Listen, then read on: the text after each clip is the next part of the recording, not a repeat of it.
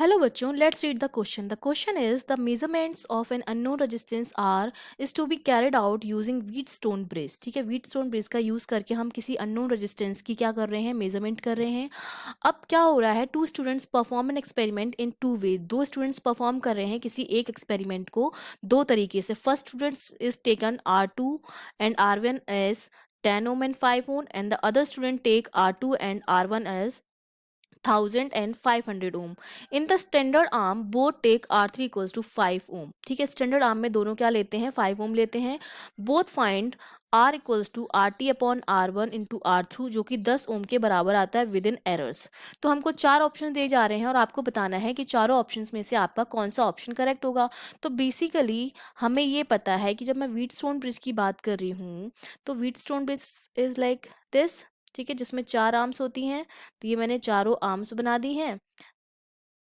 ठीक है, ये यहाँ पर एक मैंने अननोन आर्म जोड़ दी है. ये मेरा अननोन है तो ये मेरा आर हो गया.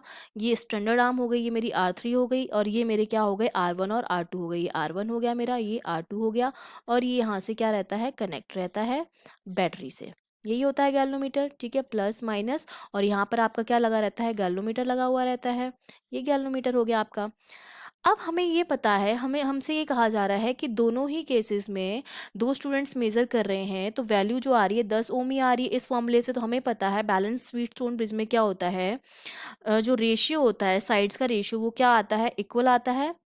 मतलब आ जाएगा R2 upon R1, R2 upon R1, P upon Q that is equals to R upon R3. ठीक है, तो यहाँ से अगर मैं R की वैल्यू निकालूं तो R की वैल्यू मेरे पास क्या आ जाएगी, R2 upon R1 into R3 आ जाएगी. अब दोनों स्टूडेंट्स का सेम आ रहा है क्योंकि एक ने ले रखा है R2 अपॉन R1, जो ले रखा है वो ले रखा है उसने 10/5.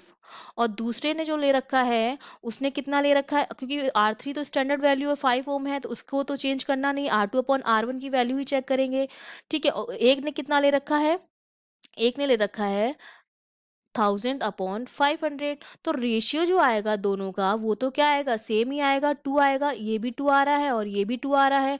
2 को जब 5 से मल्टीप्लाई करेंगे तो R तो हमारा क्या आएगा, सेम आएगा. इसका मतलब इसलिए हमारी जो वैल्यू है वो क्या आ रही है, सेम आ रही है, क्योंकि R2 अपॉन R1 का जो रेशियो है वो दोनों ही कंडीशन में 2 आ रहा है. और दोनों ही कंडीशन में 2 आने की वजह से, और R3 स्टैंडर्ड वैल्यू है तो R जो आएगा वो क्या आएगा, सेम आएगा. लेकिन जो ए ऑप्शन में कहा जा रहा है जो एरर्स होंगी मेजरमेंट की वो सेम आएंगे. तो ये ऑप्शन हमारा गलत होगा. क्यों गलत होगा, क्योंकि हमको पता है कि जैसे जैसे हम रेजिस्टेंस की वैल्यू को इंक्रीज करते जाते हैं, जब हम रेजिस्टेंस की वैल्यू को बढ़ाते हैं, अगर R1 R2 की वैल्यू हम लार्ज लेते हैं तो जो करंट होगी गैल्वोमीटर में जाने वाली करंट वो क्या हो जाती है, वीक हो जाती है. जब हम R1 और R2 की वैल्यू को लार्ज ले लेते हैं, ठीक है, हमने इसकी वैल्यू को लार्जर ले लिया तो क्या होता है, गैल्वोमीटर में जो करंट जाती है वो क्या हो जाती है, वीक हो जाती है. ठीक है, और गैल्वोमीटर में जाने वाली करंट अगर वीक हो जाएगी तो हमको क्या होता है, हम नल पॉइंट जो होता है उसको कैलकुलेट करने में हमको डिफिकल्टी होती है. ठीक है, it's difficult find out difficult to find out null point.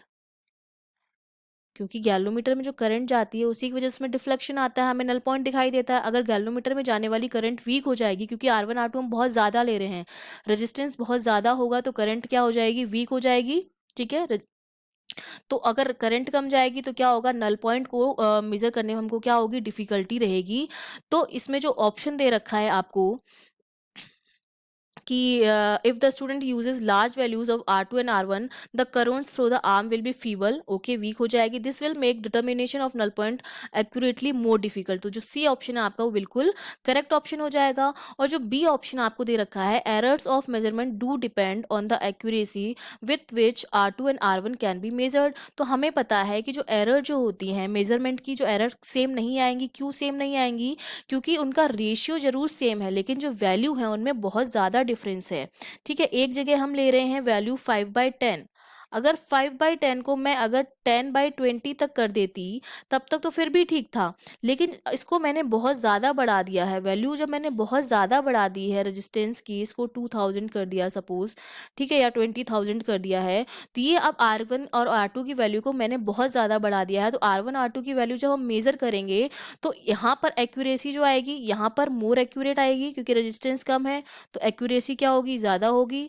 और यहाँ पर रेजिस्टेंस ज़्यादा है तो एक्यूरेसी क्या होगी, लेस एक्यूरेसी होगी।